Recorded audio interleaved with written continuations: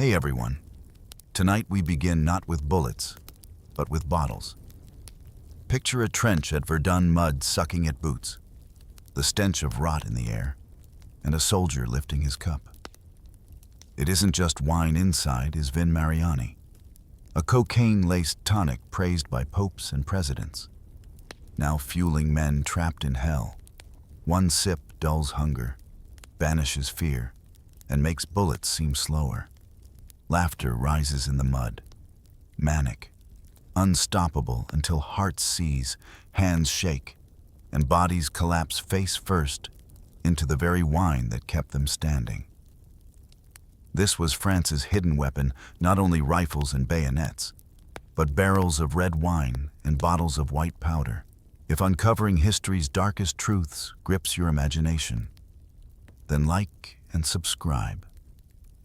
And tell me, what forgotten detail of the First World War do you wish more people knew? Now lean in and drink with me from the glass of history. You are there, in the heart of Verdun, in the year 1916. The mud is not merely dirt. It is a living entity, an oppressive, suffocating force that pulls at your worn boots, seeking to claim you, to merge you with its endless, churning depths. It rises to your knees, a heavy, clinging embrace that never truly lets go. Around you, the landscape is a torn canvas of despair, a testament to the unyielding brutality of war. Twisted metal claws at the sky, skeletal trees reach out like desperate hands, and craters, vast and echoing, dot the horizon, each one a silent scream. And within these craters, sometimes, you see them, the silent, bloated forms, indistinct in the mire, alongside the writhing, insatiable rats that have made this desolate realm their own. The air itself is a heavy shroud, thick with the metallic tang of blood, the acrid bite of cordite, and the cloying sweetness of decay. A scent that clings to your uniform, to your hair, to the very lining of your lungs. It is a world stripped bare of beauty, of comfort, of hope. Yet, amidst this profound desolation, you find a peculiar solace. You watch as a comrade, his face etched with a weariness that goes beyond fatigue, beyond exhaustion, reaches into his pack. His hands, gnarled and scarred, move with a practiced slowness, a deliberate grace that contrasts sharply with the frantic chaos of battle. He retrieves a tin cup, its metal dulled by countless uses, and then, with a reverence typically reserved for sacred rituals, he unlatches a small, wooden canteen.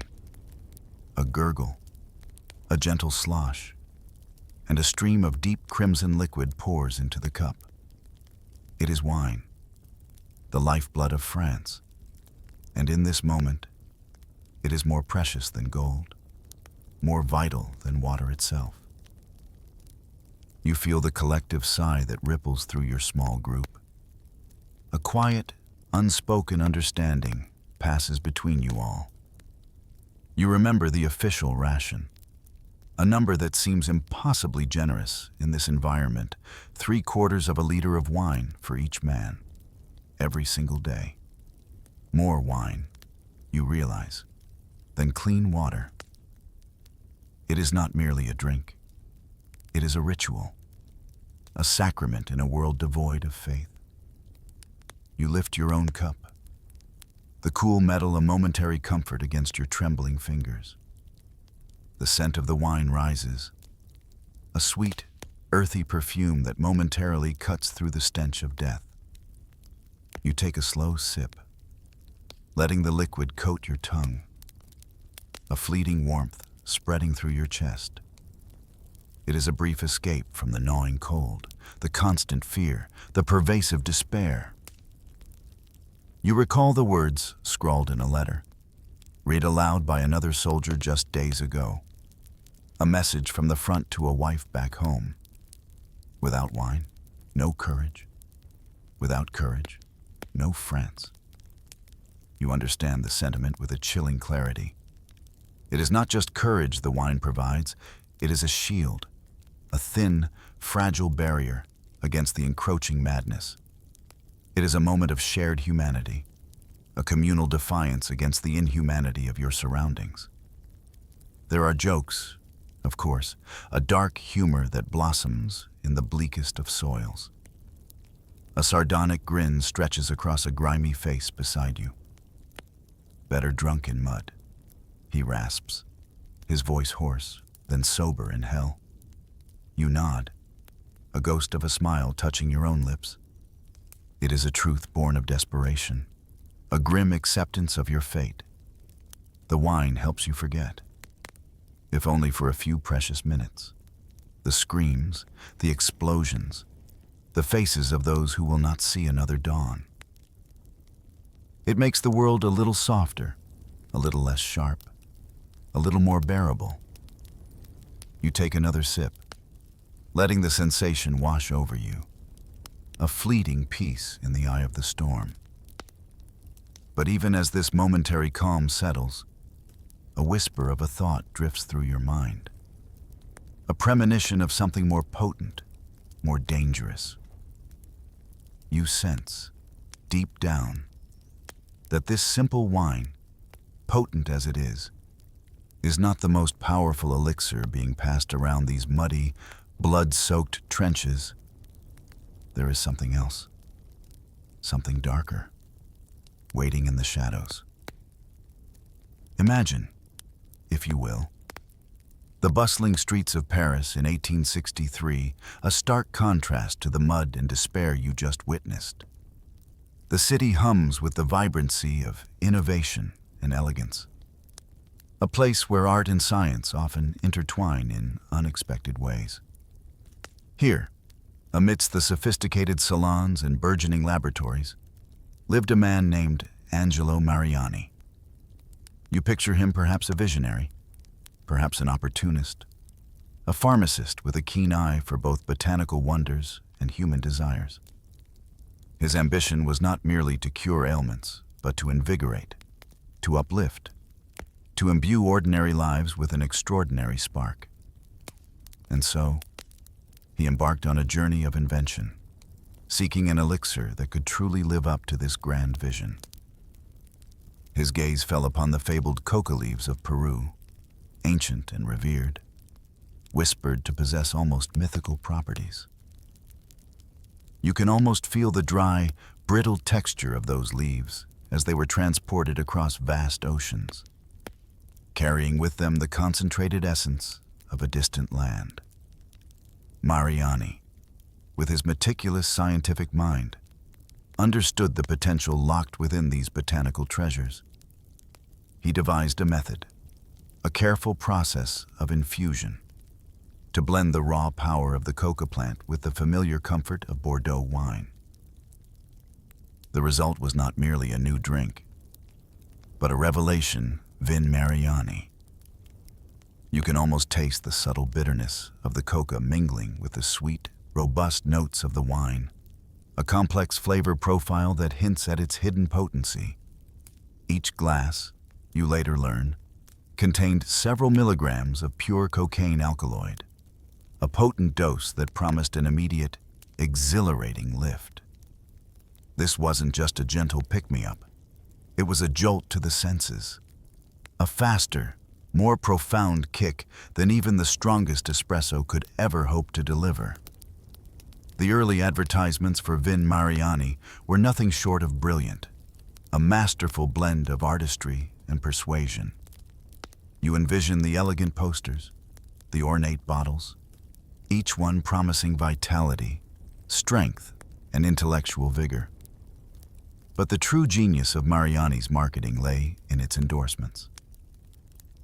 Imagine the sheer audacity, the powerful symbolism of Pope Leo XIII himself, a figure of immense spiritual authority, holding a bottle of coca wine in his hands, his venerable countenance radiating approval. You can almost hear the hushed whispers of awe and wonder as this image circulated throughout Europe and beyond. To solidify this divine seal of approval, the Pope famously declared, with a solemnity that belied the potent contents of the bottle, "It gives me strength for my sermons." You ponder the subtle irony, the delicate balance between piety and pharmaceutical enhancement. A faint, almost mischievous, thought might cross your mind: God blesses wine, the devil adds coca. It was a concoction that walked a fine line, cloaked in respectability, yet harboring a potent, transformative secret. Vin Mariani was not merely for the masses. It was a drink for the elite, a mark of sophistication and modern enlightenment. You picture it gracing the tables of power, a coveted gift presented to leaders like Napoleon III, its reputation growing with each influential endorsement. Imagine the sparkling crystal glasses, the hushed conversations, the subtle buzz of energy that permeated these exclusive gatherings.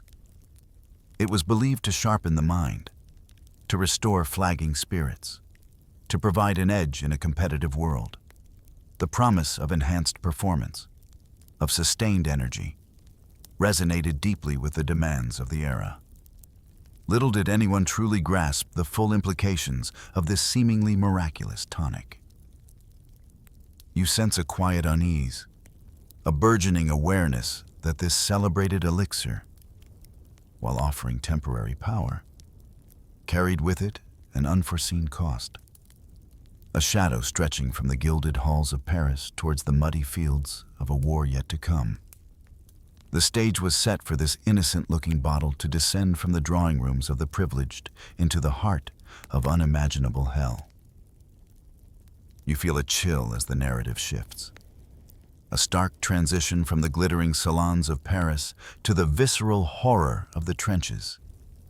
By 1915, the elegant, highly advertised Vin Mariani, once the toast of aristocracy, had found its way into the most unholy of places. No longer a luxury, it was becoming a necessity, a desperate crutch for men pushed beyond the limits of human endurance. Imagine the journey of these bottles, perhaps smuggled, perhaps officially sanctioned in limited quantities, making their way through miles of treacherous supply lines, finally arriving in the mud-caked, blood-soaked hands of weary soldiers. You see the curious glances, the initial skepticism, followed by a desperate willingness to try anything that promised even a moment's respite from the relentless terror.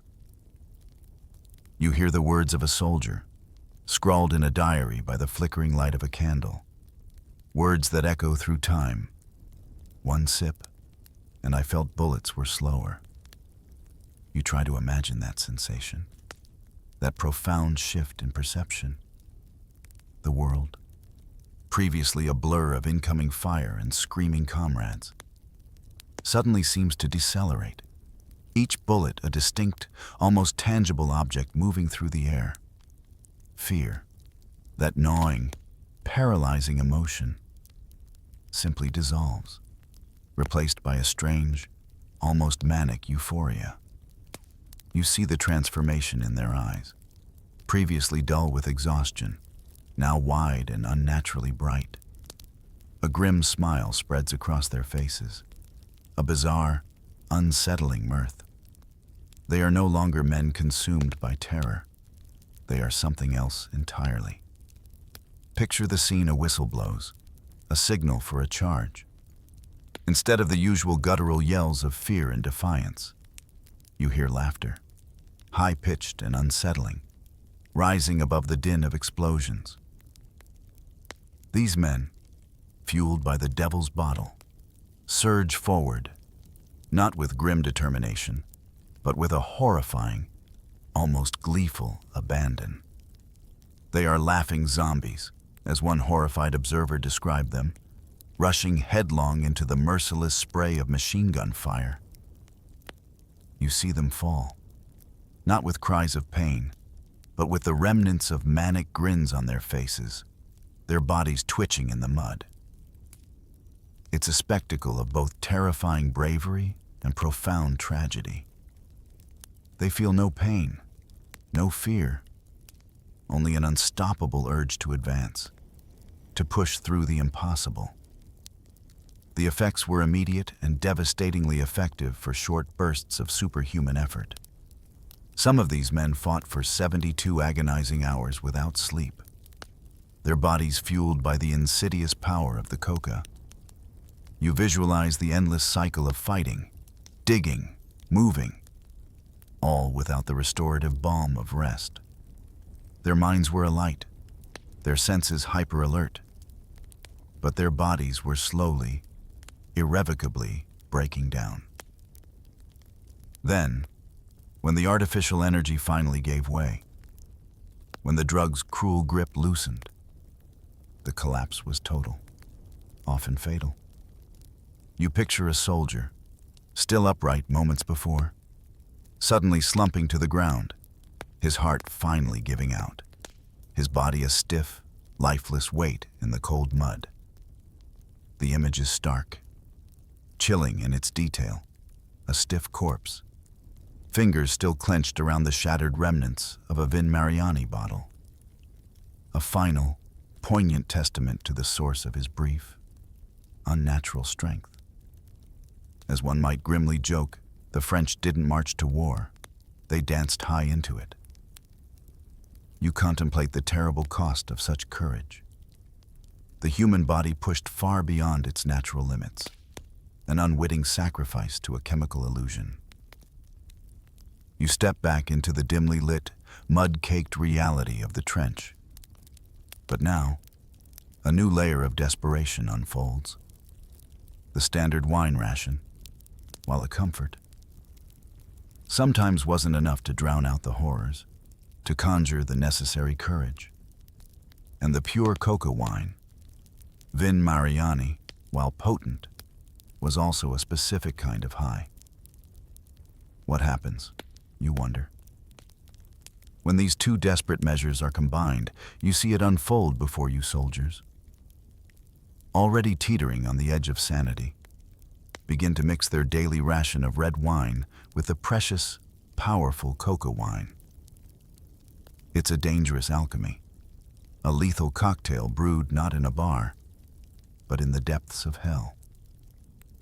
You imagine the hurried, almost secretive act of pouring, the dark red mingling with the lighter, coca-infused liquid, a forbidden brew concocted in haste and despair.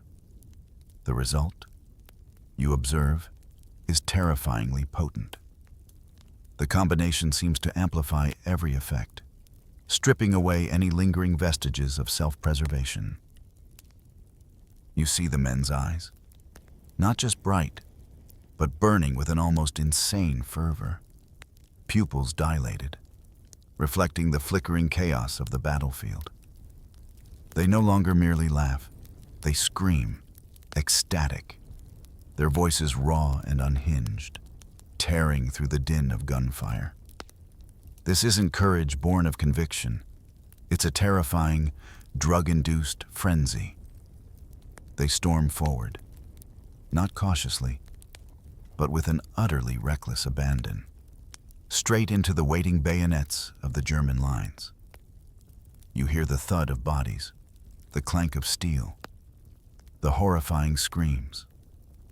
But these men seem impervious.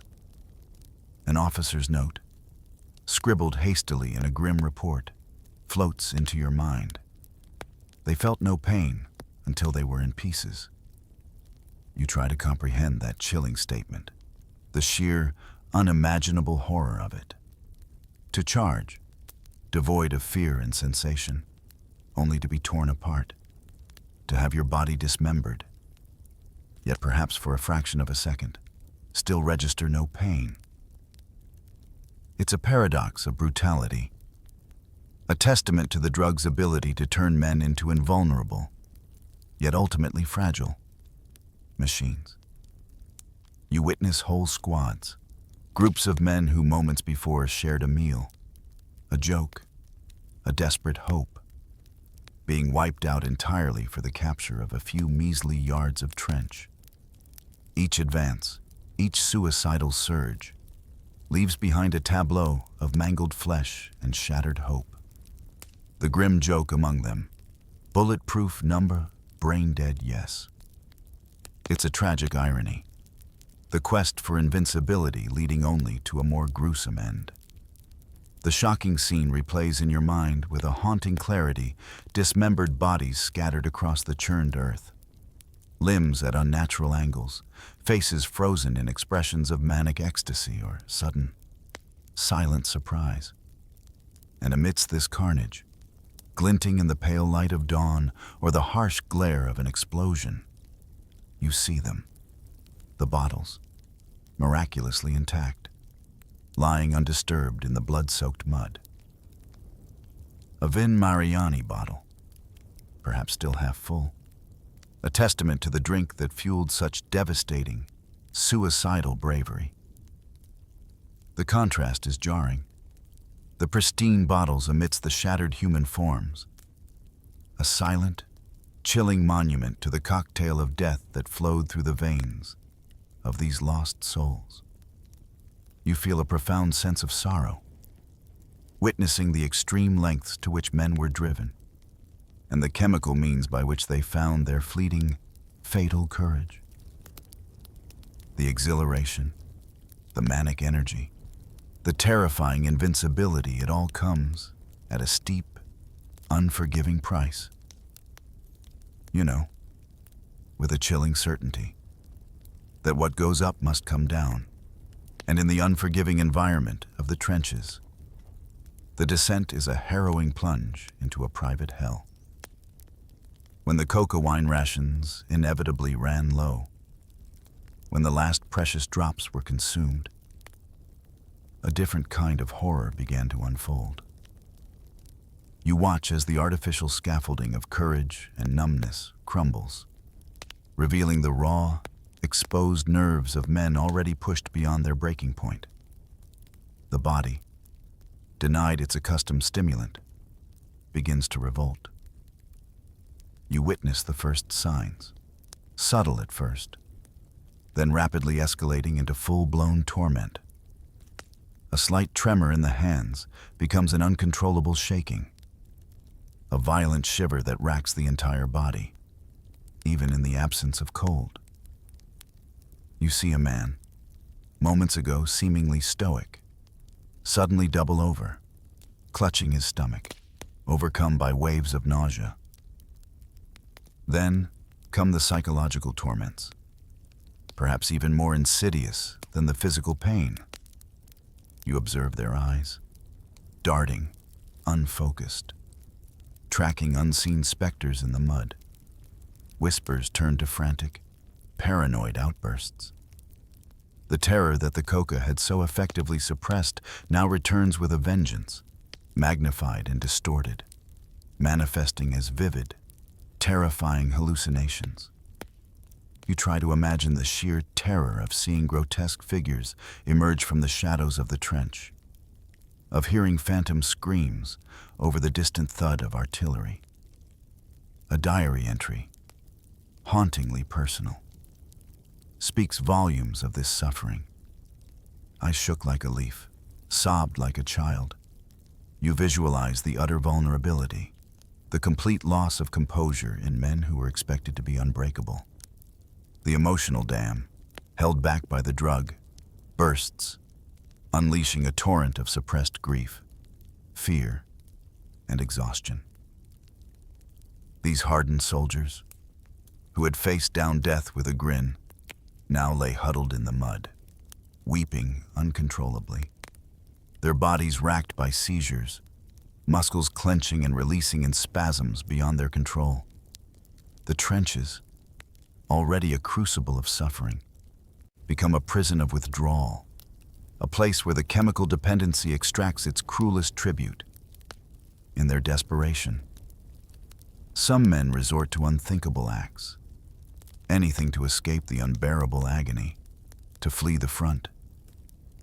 You hear the sickening crack of a rifle, not aimed at the enemy, but at a soldier's own hand, a self-inflicted wound, a deliberate sacrifice of a limb, a desperate plea for removal from the battlefield, even if it meant court-martial or permanent disability. You understand the profound despair that must drive a man to such an act. Weighing the pain of a gunshot against the torment of withdrawal and the perpetual threat of death. But even this desperate measure comes with its own brand of cruelty.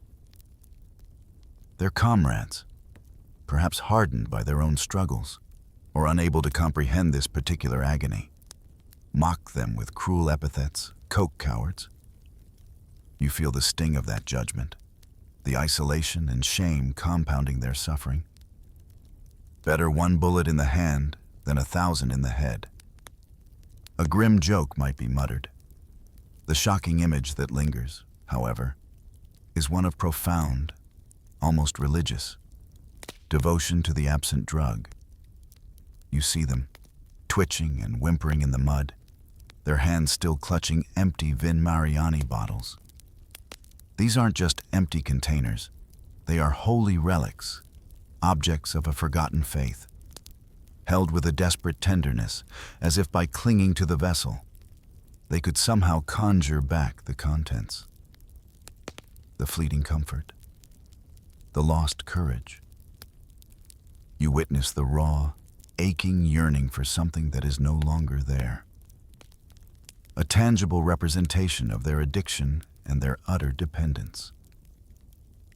The silence that follows is heavy, laden with the weight of unacknowledged suffering and the insidious cost of temporary bravery. As the horrors of the trenches fade momentarily from your mind, you are transported, almost jarringly, to the glittering heart of France Paris. But this isn't the Paris of heroic tales or romantic escapades.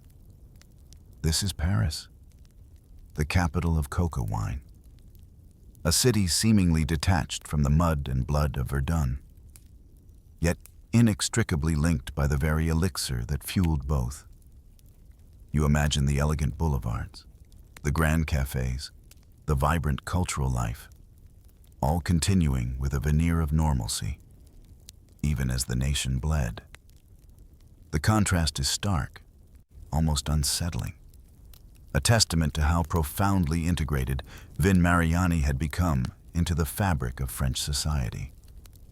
You envision the aristocratic women, their gowns rustling, their laughter light and airy, preparing for an evening at the opera, before they settle into their velvet seats, before the first notes of the symphony swell. They pause. A delicate hand reaches for a bottle, perhaps discreetly hidden, perhaps proudly displayed on a gilded tray. They sip their coca wine, not as a desperate measure, but as a sophisticated tonic, a fashionable stimulant to sharpen their wits, to enhance their appreciation of the arts, to add a sparkle to their eyes. You picture their refined gestures, the clinking of delicate glasses, completely unaware, or perhaps willfully ignorant, of the parallel scenes unfolding just a few hundred miles away. The drug that brought manic energy to the battlefield now brought an almost serene alertness to the opera house. Beyond the world of leisure and luxury, you see another, grittier side of Paris, where the demands were equally relentless, if less glamorous. Imagine the vast, noisy factory floors, the rhythmic clang of machinery, the relentless pace of wartime production. Here, too, Vin Mariani found its purpose. You see the weary faces of workers, their bodies aching after 14-hour shifts, their spirits flagging under the ceaseless demands. They, too, reach for the bottle, seeking not euphoria, but endurance. A sip of coca wine, and the fatigue recedes, replaced by a renewed focus, a sustained energy that allows them to push through the grueling hours, to meet the impossible quotas, the rhythmic hum of the machinery, the repetitive nature of their tasks, the subtle buzz of the coca, it all blends into a strange symphony of wartime effort. The bars and cafes of Paris, normally bustling with lively conversation and clinking glasses of traditional wine, now prominently advertise this new, powerful drink. You envision the chalkboards outside, proudly proclaiming Vin Mariani, strength of victory.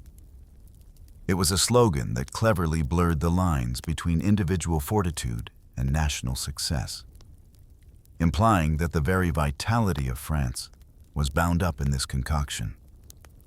You might even recall the words of a prominent doctor from that era. Writing with an alarming frankness, coca is in every cafe, every stomach. You ponder the sheer ubiquity of it, the normalization of a powerful stimulant woven into the daily routines of an entire populace. Frontline or backstage, all of France fought on coke. A cynical observer might muse. You feel the weight of this statement, understanding that the drug's influence permeated every layer of society, from the blood-soaked trenches to the glittering stages of Paris. It was a silent, insidious force, a constant companion, shaping the physical and psychological landscape of a nation at war. You realize that while the soldiers endured unimaginable physical suffering, the civilians, too, were unknowingly participating in a vast social experiment, their lives subtly altered by the quiet omnipresence of the devil's bottle. The city hums with its secret, a secret that would only later reveal its true, devastating cost. As you observe the pervasive presence of coca wine in both the trenches and the streets of Paris, you begin to discern a more insidious layer, the power of propaganda. You see how the narrative surrounding this potent tonic was carefully crafted, shaped to serve the needs of a nation at war, to maintain morale, and to project an image of unwavering strength.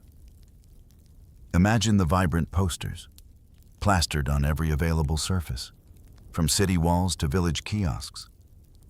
You envision the artwork rosy-cheeked soldiers, their eyes bright with an almost unnatural cheerfulness, their uniforms spotless despite the mud of the front. They are smiling, confidently holding aloft bottles of Vin Mariani, their faces radiating a robust health that defies the brutal reality of their existence. The captions beneath these images are equally uplifting, designed to instill a sense of national pride and confidence. Newspapers, carefully controlled and heavily censored, echoed these sentiments, praising Vin Mariani not merely as a tonic, but as the fuel of victory. You can almost hear the bombastic headlines, the flowery language extolling its virtues, presenting it as an essential component of French resilience and martial prowess. It was a powerful message drink, this. And you too can be strong, courageous, and contribute to the glorious triumph of France. The message was clear, unwavering, and utterly deceptive.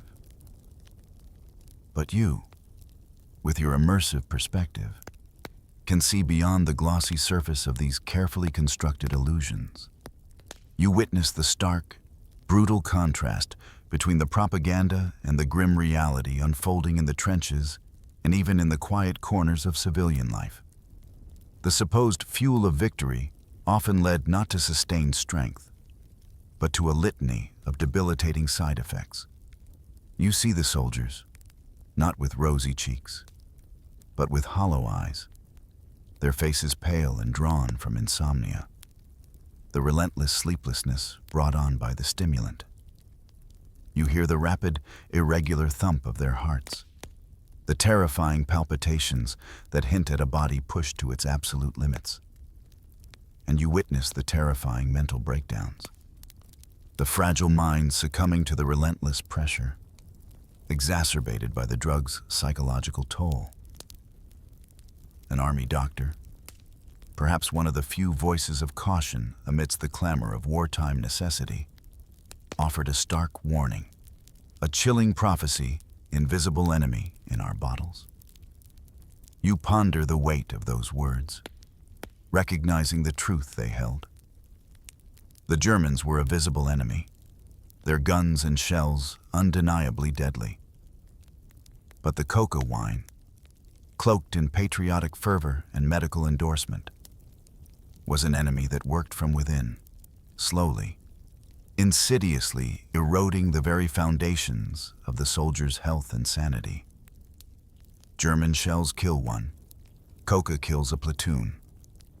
A trench wit might observe. You feel the bitter truth of that observation, the silent, mass casualty count attributed to the very substance meant to aid them. The most shocking juxtaposition remains imprinted in your mind, the vibrant, idealized propaganda posters, soldiers beaming with an almost artificial vitality against the harrowing images of twitching corpses lying discarded in shell holes. One promises life and victory, the other delivers death and despair. You realize that this was not merely a battle fought with bullets and bayonets, but a battle for the minds and bodies of men, waged with the subtle, insidious power of illusion. The gentle flow of the narrative emphasizes the tragedy of this deception, the quiet sorrow of lives sacrificed not just to enemy fire, but to the very substances meant to sustain them. The veil of propaganda, you understand, was thick and comforting, but beneath it lay a truth as bitter as the taste of defeat. You return, with a heavy heart, to the heart of the maelstrom Verdun.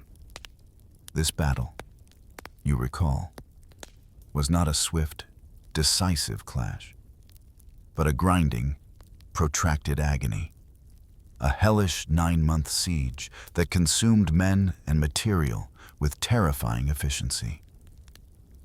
You try to grasp the scale of the carnage: 300,000 dead, a number almost incomprehensible in its devastation, and another 750,000 wounded, many irrevocably scarred, both physically and psychologically. The very earth of Verdun seems to weep, soaked in an unimaginable quantity of human suffering. It is a place where the landscape itself became a testament to enduring horror. As you gaze upon this shattered land, you see a chilling tableau: barrels of wine, once brimming with life-giving liquid, now broken and overturned, their contents spilling freely into the vast, waterlogged craters. The deep red of the wine swirls and mingles with another, darker crimson, the blood of countless men. It is a grotesque tapestry, a sanguine symphony played out on the stage of destruction. You feel a profound sense of irony, of the sacred and the profane colliding in this desolate expanse. The lifeblood of France, intended to bring joy and sustenance, now mixes irrevocably with the lifeblood of its fallen sons. You hear the echoed words of a French officer, his voice hoarse with exhaustion and grim determination. Without wine, Verdun falls in a week. You understand the depth of that statement. It wasn't just a morale booster, it was seen as a strategic imperative. The wine, and the coca wine woven into its consumption, became an integral part of the war machine. It provided a temporary escape, a moment of courage, a flicker of humanity in an inhuman landscape. It kept spirits from completely breaking, allowed men to face another dawn, another barrage, another charge.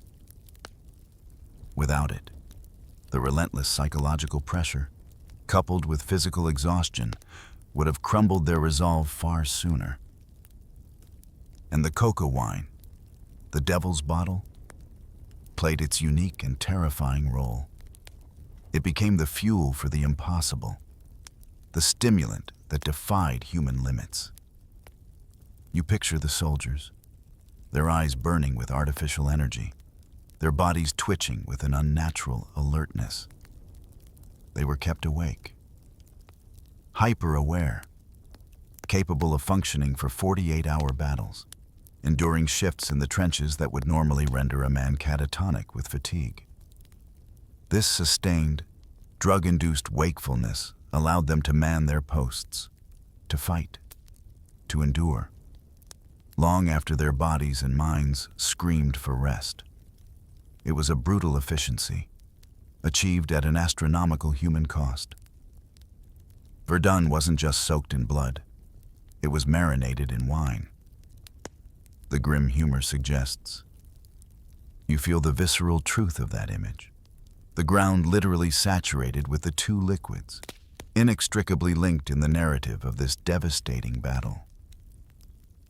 The shocking statistic solidifies this image in your mind. 100 million liters of wine poured into Verdun. You try to visualize such an immense quantity, a river of wine flowing through the battleground, rivaling, in sheer volume, the blood spilled by a generation of men. It is a sobering thought, a testament to the extent of reliance on these substances. You recognize that Verdun was not just a battle of steel and strategy. It was a battle fueled by the bottle, a testament to humanity's desperate search for courage in the face of absolute despair, and the terrible consequences of finding it in a glass. As you reflect on the French reliance on wine and coca wine, you find yourself turning your gaze across the shattered no man's land, imagining the perspective of the German adversary. From their trenches, the French were a puzzling, often maddening, spectacle. You visualize the German press, eager to find any perceived weakness in their enemy, seizing upon the rumors and observations filtering back from the front. Cartoons, drawn with a satirical, mocking hand, depicted Frenchmen comically shooting rifles that were clearly shaped like oversized bottles, their faces flushed, their movements exaggerated. The message was clear: the French were a nation of drunkards, fighting a war in a perpetual stupor. You hear the sneering words attributed to the German press: they fight drunk, they die happy. It was a derogatory assessment, intended to diminish the enemy, to strip them of their dignity and their strategic prowess. You can almost feel the scorn in their voices, the dismissive wave of a hand at this drunk army. Yet, even amidst this mockery, a profound, undeniable truth began to emerge, a truth forged in the crucible of Verdun. Despite the taunts, despite the perceived weakness of their intoxication, the French held the line. They fought with a tenacity that defied rational explanation, often outlasting the sober resolve of their German counterparts. Verdun became the crucible where this paradox was proven. You witnessed the sheer, unyielding endurance of the French soldiers, fueled by their daily wine rations and the occasional, potent boost of coca wine. They may have been drunk and high, but they did not break. They clung to their positions, reclaiming ground with desperate, often suicidal, charges. You see the grudging respect that slowly begins to replace the initial disdain. An astonished German officer, observing the seemingly impossible resilience of the French, is said to have confessed, "We envy their madness." You ponder the weight of such an admission, the raw honesty of acknowledging a formidable, almost supernatural, resolve in an enemy. It was a madness that allowed them to endure, to suffer, to fight on when all logical hope should have vanished. The French dark humor, born of desperation, echoed now with a layer of defiant truth. Even when viewed through the eyes of the enemy, better drunk than sober in hell. You recognize that for the French soldiers. This wasn't merely a preference. It was a survival mechanism, a psychological and physiological necessity. The wine and coca wine provided a veil, however thin, against the unremitting terror and pain. It allowed them to perform acts of courage that would have been unthinkable in a state of sober clarity. The most shocking image you carry from this German perspective is the sight of those coked-up Frenchmen, grinning wildly, almost maniacally, as the German forces, exhausted and battered, were forced to retreat from yet another fierce engagement. You see the contrast, the retreating German soldiers, their faces grim and defeated, looking back at the unhinged, unnaturally cheerful faces of their adversaries. It was a sight that must have been both terrifying and deeply unsettling for the Germans, challenging their understanding of how war was fought and won. They had faced a foe that seemed impervious to fear, driven by an almost supernatural force. You realize that while the Germans mocked, they also secretly, perhaps begrudgingly, acknowledged the strange, chemical-fueled power of France's high army. You shift your focus now to a chapter often overlooked, a quieter, yet no less tragic, dimension of this pharmaceutical war. Beyond the familiar faces of Frenchmen in the trenches, you see the varied hues of the vast colonial empire soldiers from North Africa, from West Africa, brought from distant lands to fight in a war that was not their own. On a continent far from home, these men, too, were drawn into the desperate dance of survival, their resilience tested in ways they could never have imagined. And like their French comrades, they were offered the same potent elixir coca wine. You imagine the initial encounters, perhaps a blend of curiosity and suspicion, as these unfamiliar bottles were introduced into their rations. For many, it would have been their first taste of such a powerful stimulant. An officer's diary, perhaps scribbled with a troubled hand, offers a chillingly concise summary of their fate. They became lions, then corpses. You feel the profound weight of that statement, encapsulating an entire tragic arc in just a few words. The drug, for a time, transformed them. It unleashed a primal ferocity, a courage that matched the ferocity of the battlefield. You see them, charging with unparalleled bravery, their senses heightened, their fear dissolved, becoming the lions their officers expected them to be. But the brutal reality of their existence, coupled with the unforgiving power of the drug, meant this transformation was fleeting and ultimately fatal.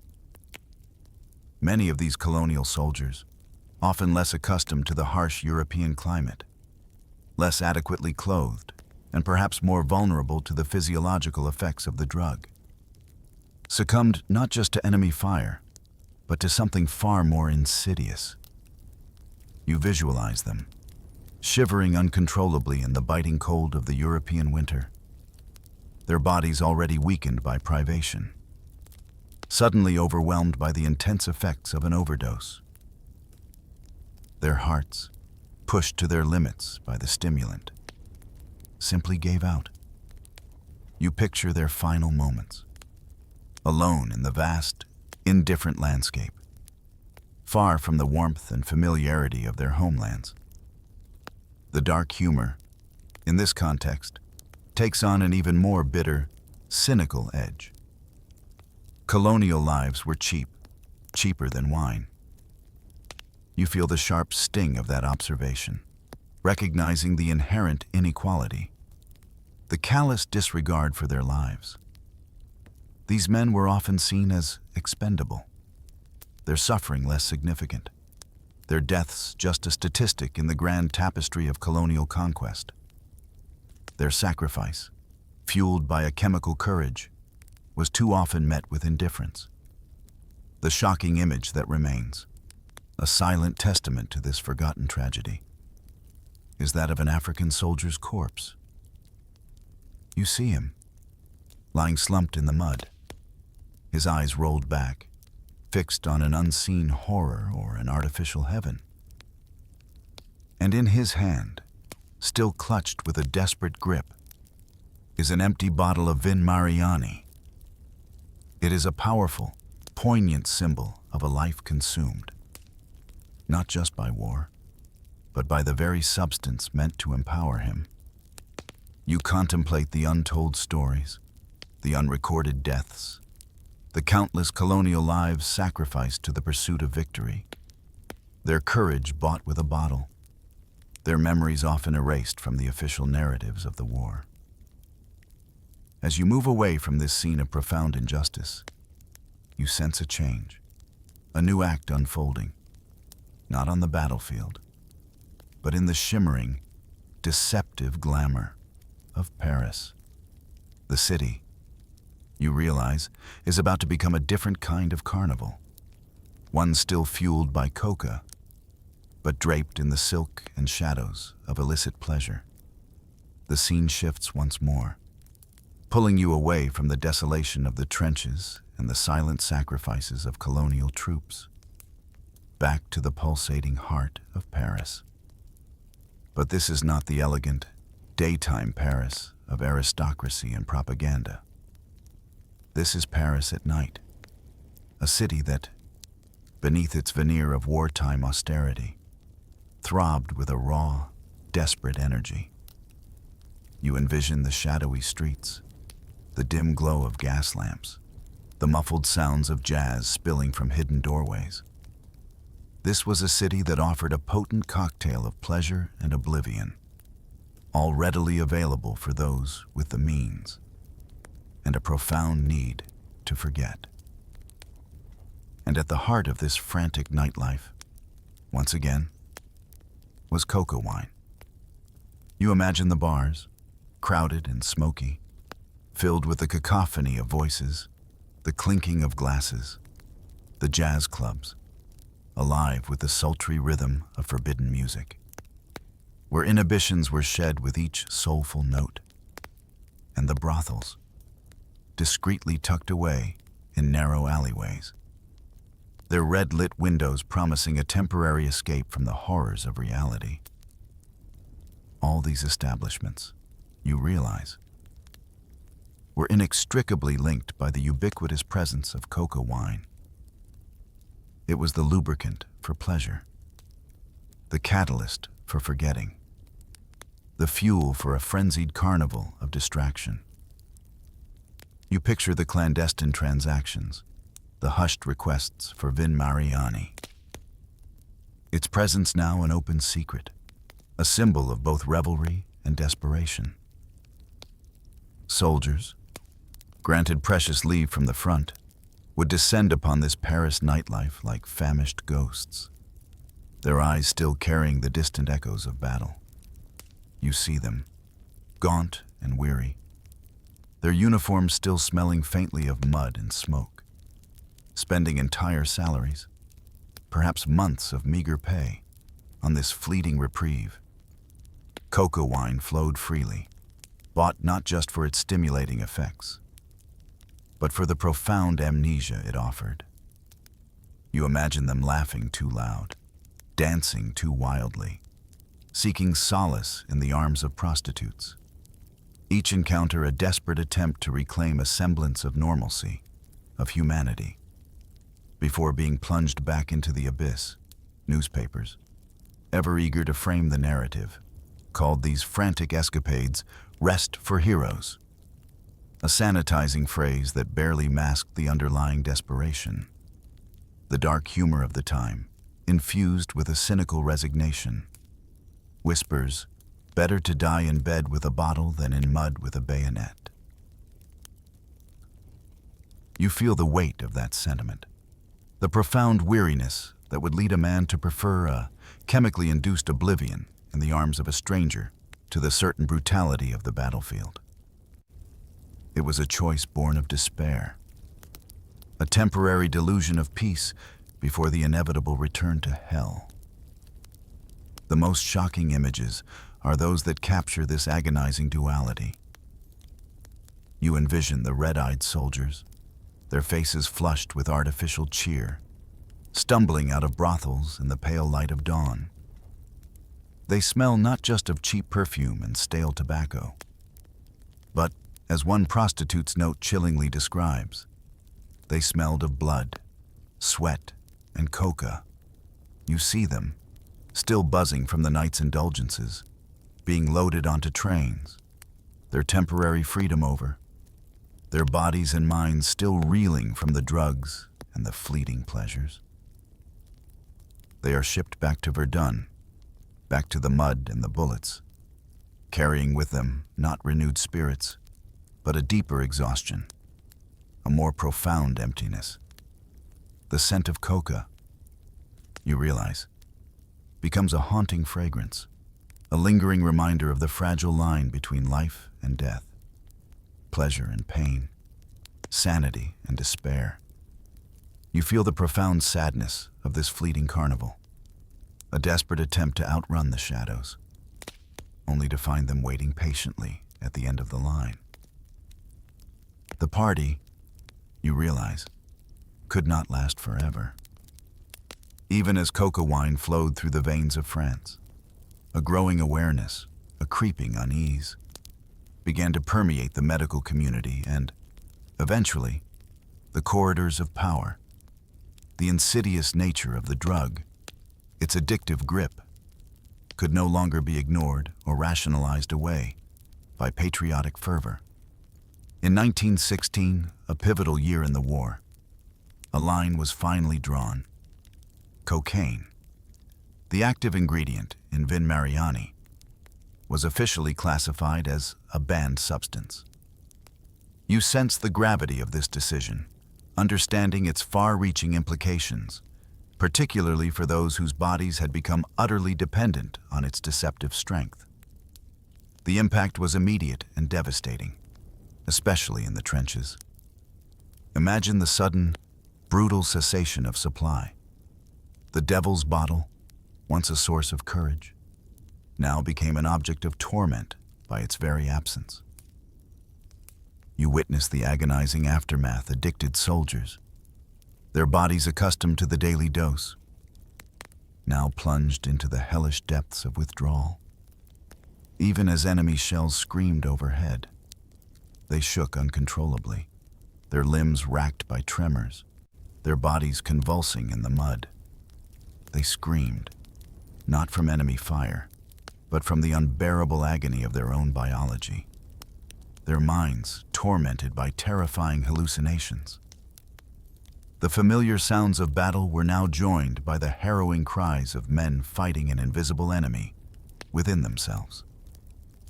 You recall the dark humor that, even in this bleak moment, finds a way to surface.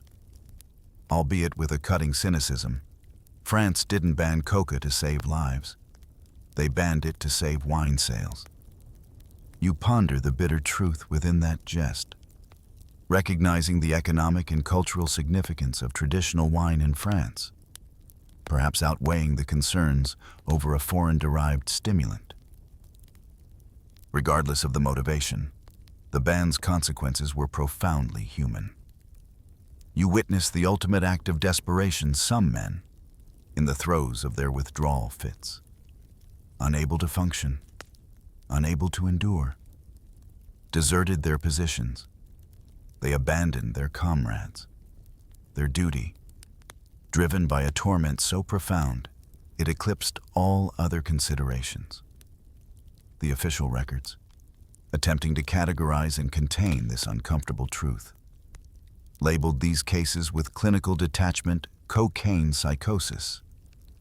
You hear the cold, impersonal terminology, which perhaps sought to pathologize the individual rather than acknowledge the systemic role the drug played. It was a convenient way to explain away the symptoms without confronting the uncomfortable truth of what the army itself had, implicitly or explicitly, allowed to happen. You realize that the ban, while necessary, inflicted a new kind of cruelty on men who had already given everything. Its stripped them of their chemical shield, exposing them to the raw, unvarnished horror of war, now compounded by the agonizing torment of addiction. The quiet suffering of these men, their private battles fought in the mud, becomes a poignant testament to the human cost of a war fueled by artificial courage. The veil, you understand, had been lifted, revealing a truth that would forever haunt those who bore its scars. The war, you realize, eventually ended. The guns fell silent. The mud slowly began to dry, and the world breathed a collective sigh of relief. But for many, the war never truly ended. It simply transformed, taking on a new, insidious form in the lives of those who had fought, especially for the veterans who had relied on coca wine. The cessation of hostilities brought not peace, but a different kind of battle, one fought in the shadows of society's indifference. You witnessed their tragic fate, a profound betrayal of their sacrifice. These men, who had faced down death, who had charged like laughing zombies into machine gun fire, were not hailed as heroes. Instead, they were dismissed, labeled with a derogatory simplicity, junkies. You hear the echoes of their unspoken suffering, captured in a solitary diary entry, a mournful whisper from the past. We fought high, we died forgotten. You understand the depth of that despair, the feeling of invisibility that plagued them. Their unique, chemically fueled courage was not glorified. It was conveniently erased from the narrative of triumph. Society, eager to embrace a cleaner, more heroic version of its wartime past, had no place for the twitching, addicted soldier. You see them, struggling in the aftermath, their bodies craving the substance they were once given, their minds haunted by the twin ghosts of war and withdrawal. Many of these forgotten men succumbed to their addictions, dying young, poor, and utterly ignored. You visualize their silent descent into destitution, their lives unraveling, their pleas for help often falling on deaf ears. They were not given pensions for their cocaine psychosis, nor were there monuments erected to their drug-fueled bravery. France built monuments to generals, not to junkies. A harsh truth might be spoken. You feel the sharp edge of that truth, the selective memory of history, glorifying the powerful while discarding the inconvenient. The most shocking image, a poignant symbol of this collective amnesia, is that of a veteran begging in the bustling streets of post-war Paris. He is gaunt, his clothes threadbare, his eyes vacant, reflecting a lifetime of unseen horrors. And in his trembling hand, clutched with a desperate, almost pathetic tenderness, is an empty Vin Mariani bottle. It is not a call for money, but a silent scream for recognition, a tangible link to a past that society desperately wanted to forget. You see him amidst the vibrant life of the city, a ghostly figure, a living testament to the human cost of a war fought not just with steel, but with chemical crutches. You recognize the profound tragedy of these forgotten coca casualties. They were used, their bodies and minds exploited for the war effort, and then cast aside when their utility had expired. Their invisible wounds, their chemical dependencies, were deemed inconvenient truths, blemishes on the triumphant narrative of victory. As you reflect on their fate, you sense another deliberate act of historical revisionism beginning to take shape, one that would cement the glory of one liquid while utterly obliterating the memory of another. The silence surrounding their stories is deafening, a testament to the enduring power of denial. as the memories of the forgotten coca casualties begin to fade into the dim corners of history. You witness a deliberate and powerful act of historical reshaping. France, a nation deeply intertwined with its winemaking heritage, began to craft a narrative that would endure for generations. Wine, the venerable, traditional drink, was elevated to an almost mythical status, becoming not just a beverage, but a symbol of national identity, a testament to French resilience and spirit. You observe this careful cultivation of memory, understanding it as a collective balm for the wounds of war, a way to forge a glorious past from the ashes of devastation. You see the widespread manifestation of this narrative statues erected in town squares, depicting heroic soldiers, their faces etched with noble determination, invariably holding a cup or flask of wine. Propaganda posters, now celebratory rather than persuasive, continued to adorn public spaces, portraying wine as the lifeblood of the nation, the very essence of French courage. The slogan, resonating with patriotic fervor, became ingrained in the national consciousness: wine won the war. You hear it whispered in cafes, declared in speeches, taught in schools. It was a comforting, digestible truth, one that allowed a nation to celebrate its victory without grappling with the uncomfortable realities of drug-fueled warfare. In this carefully constructed narrative, coca wine was simply erased. Its very existence, its profound impact on the trenches, its lingering scars on a generation of veterans, all quietly expunged from the official record. You realize that history, in this instance, became a carefully curated museum, displaying only what served the purpose of national pride. Wine was glorified, its role magnified, becoming the sole liquid hero of the Great War. The truth, however, was far more complex, far darker. A bitter trench saying might resurface: history is written by the drunk, not the high. You feel the sharp sting of that observation, recognizing the inherent bias in how narratives are shaped, how inconvenient truths are discarded. You visit, in your mind's eye, the museums, carefully preserved institutions dedicated to chronicling the war. You see the gleaming display cases, filled with artifacts, rusted helmets, trench tools, uniforms, and proudly, elegantly, rows of antique wine flasks. These flasks, polished and gleaming, are presented as sacred relics, symbols of the soldier's solace and courage. But you notice the striking absence. There are no Vin Mariani bottles, no trace of the powerful coca wine that often filled those very same cups. It is a conspicuous omission, a silent erasure that speaks volumes.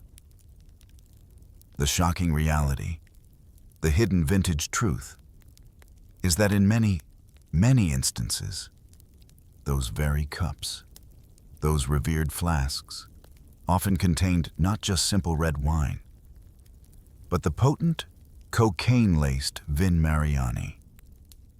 You feel a chill as you contemplate this duality, the stark contrast between the public myth and the private reality. The image of a soldier lifting his cup, once a symbol of stoic endurance, now carries a hidden layer of meaning, a secret known only to history's most immersive observers. You recognize that the story of wine during World War I is deeply entwined with the story of a powerful drug, a truth that, for decades, remained carefully bottled and sealed away, a testament to the enduring power of national myth-making. As you contemplate the French experience with coca wine, a broader, more profound realization begins to unfold. The First World War, with its hidden chemical dependencies, was not an isolated incident. It was a precursor, a chilling prelude to the future of warfare, where pharmaceuticals would increasingly become strategic assets. shaping the capabilities and endurance of armies. You draw a parallel, a stark comparison between the two global conflicts. If World War I saw France unknowingly fight on coca, then World War II would reveal Germany openly and systematically fighting on meth, specifically Pervitin. You picture the blitzkrieg, the lightning-fast invasions, the seemingly unstoppable advance of the Wehrmacht across Europe. But you now see it through a new lens, understanding the hidden engine behind this relentless momentum. Pervitin, a methamphetamine, became the drug of choice for the German soldiers. You imagine the small, white pills, discreetly distributed, promising to banish fatigue, sharpen focus, and instill a ruthless aggression. It kept the Wehrmacht awake and alert, capable of enduring grueling 3-day marches without sleep, pushing deep into enemy territory, overwhelming defenses that expected a slower, more human pace. You hear the rhythmic cadence of marching boots, the relentless drive of tanks, understanding that much of this sustained effort was chemically enhanced. A grim observation, from vineyards to laboratories, the evolution of war. You reflect on this progression, from the organic, natural stimulant of coca leaves infused in wine, to the synthetic, powerful compounds churned out by pharmaceutical factories. It marks a significant shift, a move towards industrializing human endurance and aggression. This wasn't merely about personal solace. It was about optimizing military performance on a grand, national scale. The shocking scale of this pharmaceutical warfare in World War II solidifies the alarming trend. You learn that the Nazis produced an astounding 200 million meth pills, a testament to the central role the drug played in their military strategy. You try to visualize such an immense quantity, a mountain of pills fueling an entire war machine. It was a deliberate, calculated use of pharmacology to gain a tactical advantage, pushing soldiers beyond what was naturally possible. This was no longer a hidden secret. It was an acknowledged, albeit covert, part of their operational doctrine. The lesson, you realize, is profound and unsettling modern war, particularly in its most technologically advanced forms, has become, in essence, a pharmacist's battlefield. You see the soldier not just as a combatant with a rifle, but as a biological entity whose performance can be enhanced, sustained, or manipulated by carefully administered chemicals. The drugs provide the necessary adrenaline, the relentless focus, the suppression of fear and fatigue, allowing men to commit acts of endurance and aggression that would otherwise be impossible. You contemplate the ethical complexities, the human cost, and the chilling efficiency of this new form of warfare. The quiet hum of laboratories, you understand, can be as deadly as the roar of artillery, forever changing the face of conflict. Even as the focus shifts to other wars and other drugs, the unseen wounds of the First World War continue to fester. You return to the individual soldier, to the men who survived the physical horrors of the trenches, only to find themselves haunted by the psychological ones. Shell shock, as it was then inadequately called, became a pervasive, insidious ghost that clung to French veterans for the remainder of their lives. You see them, decades after the last shot was fired, their bodies outwardly healed, but their minds still trapped in a perpetual loop of terror and trauma. You ponder the role of coca wine in this enduring suffering. While it had so effectively masked fear during the brutal reality of combat, its effects were not a true cure, but a temporary suppression. And like any powerful suppression, when it lifted, the underlying emotions returned with a vengeance, often amplified and distorted. You visualize the dreams of these veterans, not vague anxieties, but vivid, almost hyper-real nightmares. The corpses, the gas, the blood, the screams, all replayed with terrifying clarity. As if in HD, the drug, by sharpening their senses and pushing them to extreme states of awareness during the war, had perhaps, paradoxically, also imprinted those traumatic memories with an unbearable intensity. A diary entry from a post-war veteran, scrawled in the lonely hours of the night, offers a poignant glimpse into this internal struggle. Better high than haunted. But both kill you anyway. You feel the profound weariness in those words, the agonizing choice between a temporary, drug-induced oblivion and the relentless torment of memory. The coca wine had provided a fleeting escape, a moment of chemical courage, but it had ultimately left them more vulnerable, more deeply scarred by the horrors they had endured. Their minds became battlefields of their own, replaying the war with an almost cinematic precision, over and over, night after agonizing night. You observe the subtle, involuntary twitching of their bodies, even in sleep. A hand might suddenly clench, a leg might jerk, as if still responding to an unheard command or an unseen explosion. And sometimes, you notice, a glass or an empty bottle, perhaps of wine, perhaps of something stronger, slips from their grasp, crashing quietly to the floor as they are seized by a night terror. It is a silent testament to the lingering shadow of addiction and trauma. Coca upgraded nightmares to cinema quality. A dark joke might sum it up.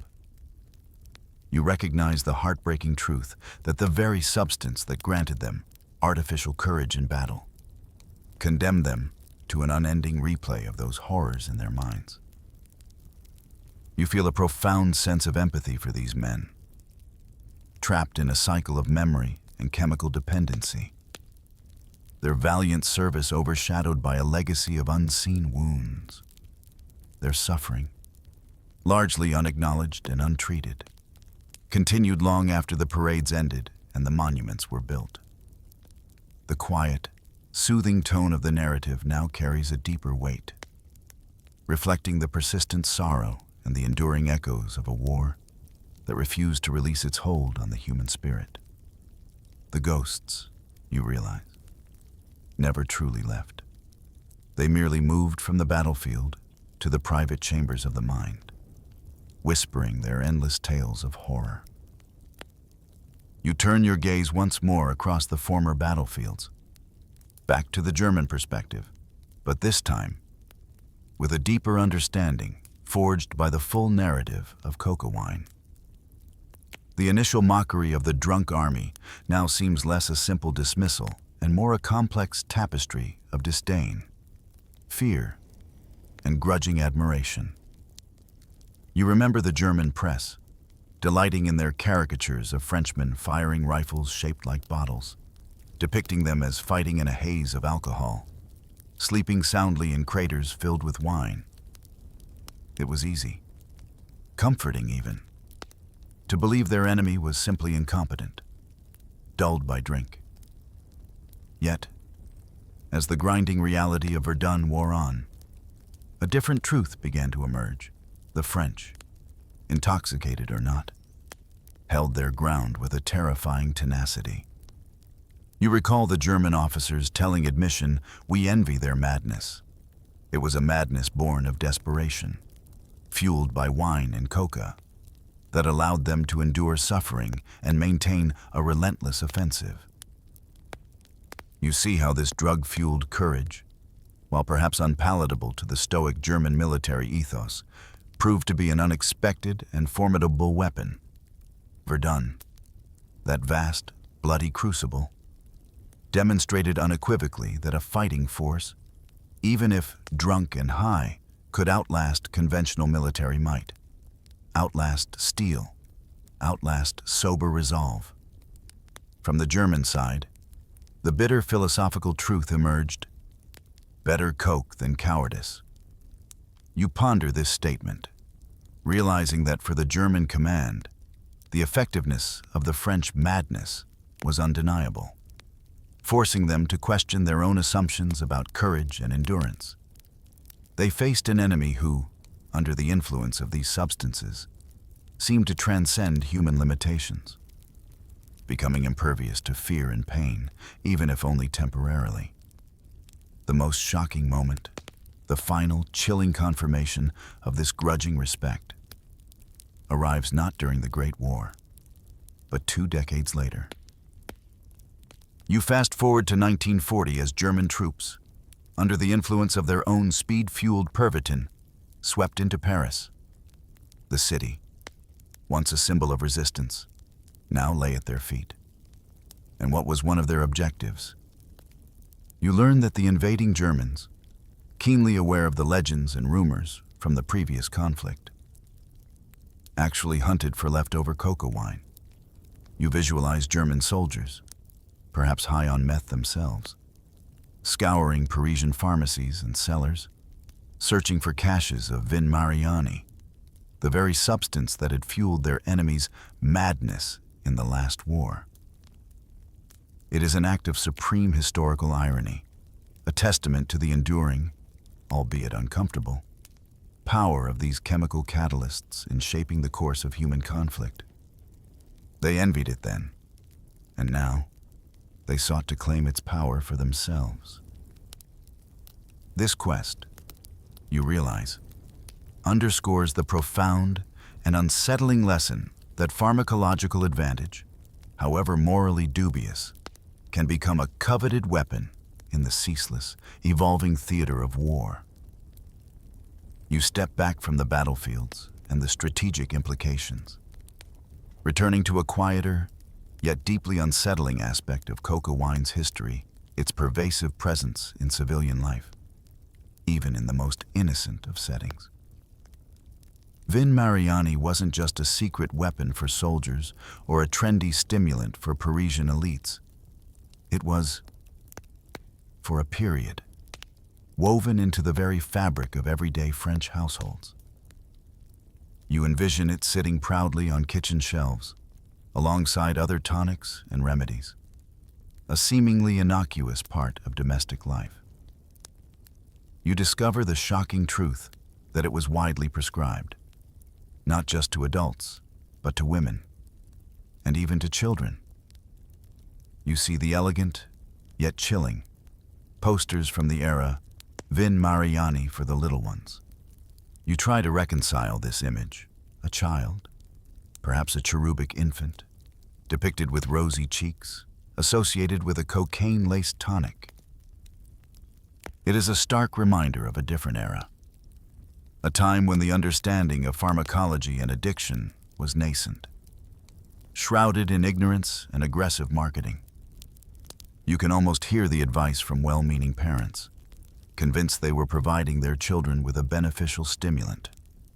A prominent Paris doctor, reflecting the prevailing medical wisdom of the time, confidently asserted, "We give them strength, not sickness."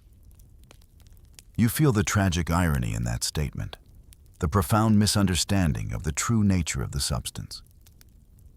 What was intended as a restorative, a boost for vitality, was in fact an insidious introduction to addiction, laying the groundwork for a generation unwittingly reliant on a powerful drug.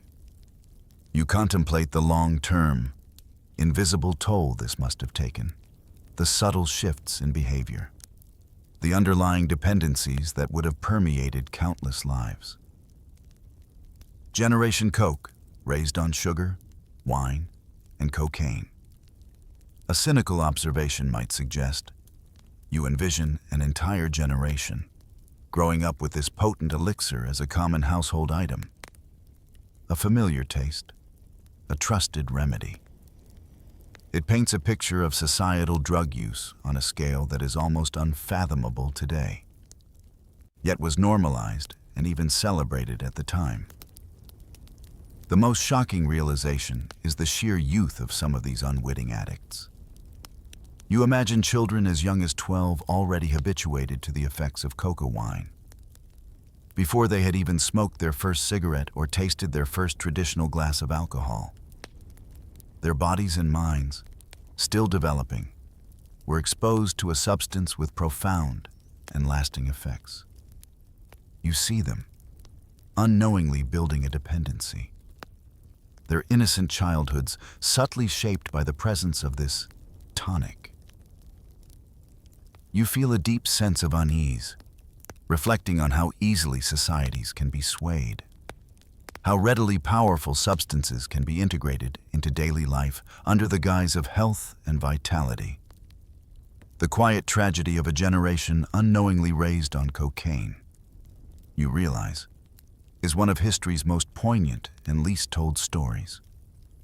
A hidden legacy flowing through the veins of countless French homes. You are drawn back one last time to the cold, unforgiving reality of the trenches, to a scene that epitomizes the ultimate cost of chemical courage. It is the eve of an assault, one of those dreaded, desperate pushes that often ended in annihilation. The air is thick with tension, a heavy shroud of unspoken fear and grim anticipation. The usual sounds of the front, the distant rumble of artillery, the intermittent crack of sniper fire seem muted, swallowed by the profound silence of impending doom. In the shell holes, these grotesque craters carved by explosives, you see the soldiers gathering. There is no bravado, no false cheer, just a profound, shared sense of impending fate. And in this moment of ultimate truth, they turn to their familiar, potent solace. They raise their cups, not just with ordinary wine, but with the potent, cocaine-laced Vin Mariani. You hear the clink of tin against tin, a quiet, almost sacred sound in the vast emptiness. This is their last toast, not to victory, but to something far more fundamental. A soldier's diary, discovered much later, offers a chilling glimpse into this ritual. We toasted death with coca. You feel the profound weight of those words, the stark acceptance of their fate, their final act of defiance against the inevitable. You see their eyes, burning red, not from wine alone, but from the artificial intensity of the coca. Their laughter, once a manic escape, now sounds insane, hollow, echoing eerily in the shell hole.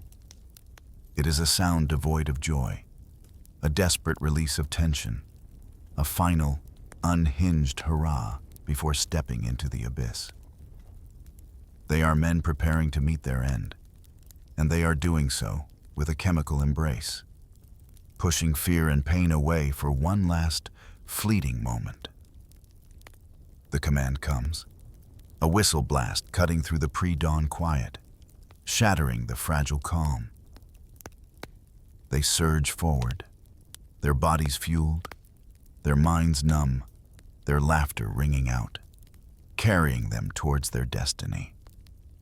The sounds of battle quickly engulf them. The roar of machine guns, the explosion of grenades, the screams that are soon silenced. You wait, with a heavy heart, knowing the outcome.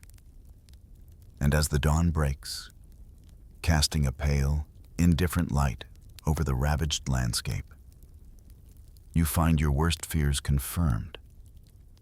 None of the platoon returned alive.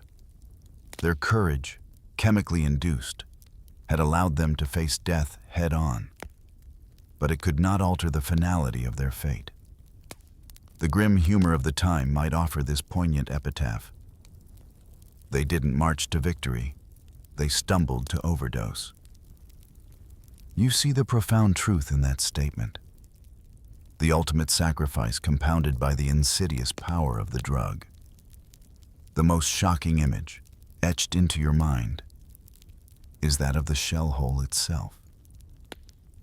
It is now filled, not just with bodies, mangled and silent, but with the shattered remnants of coca bottles.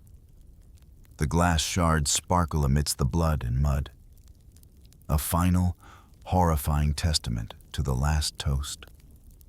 The last desperate attempt to find courage in a bottle, before eternity claimed them all.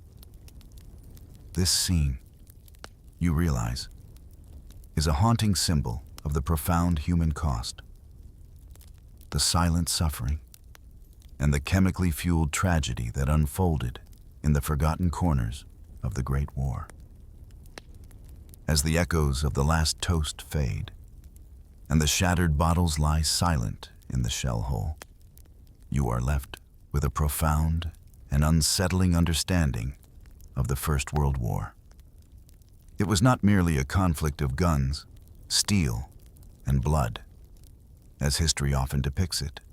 It was, in its deepest, most hidden layers, a war fought as much with alcohol and cocaine as with bullets and bayonets.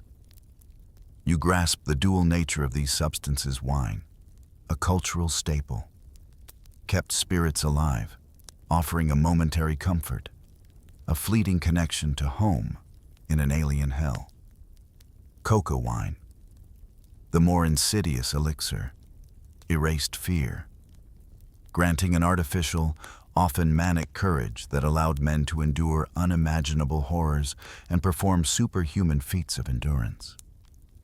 You reflect on the immense human cost of this chemically fueled bravery. It forged a generation of addicts, their bodies and minds irrevocably altered by the very substances meant to sustain them. It left behind a pervasive legacy of PTSD, the shell shock that continued to haunt veterans long after the fighting ended, their nightmares amplified by the very drugs that had suppressed their fear. And it created a population of forgotten men, discarded by a society eager to move past the uncomfortable truths of its wartime experience. Their struggles often dismissed, their sacrifices unacknowledged. The dark humor, so prevalent throughout this journey, returns one last time, cutting through the solemnity with a bitter, profound truth. France didn't just bleed red, it bled red wine and white powder. You feel the visceral accuracy of that statement, the deep, intertwining currents of blood, alcohol, and drug addiction that flowed through the veins of a nation at war. It paints a more complex, more tragic portrait of a conflict we thought we knew.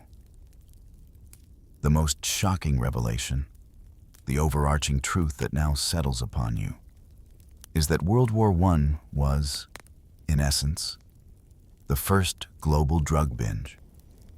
It was a massive, unprecedented experiment in pharmacological warfare, both accidental and deliberate, whose full implications are only now, through the lens of history, becoming truly clear. It reshaped not just battlefields, but individual lives, collective memories, and the very future of how wars would be fought.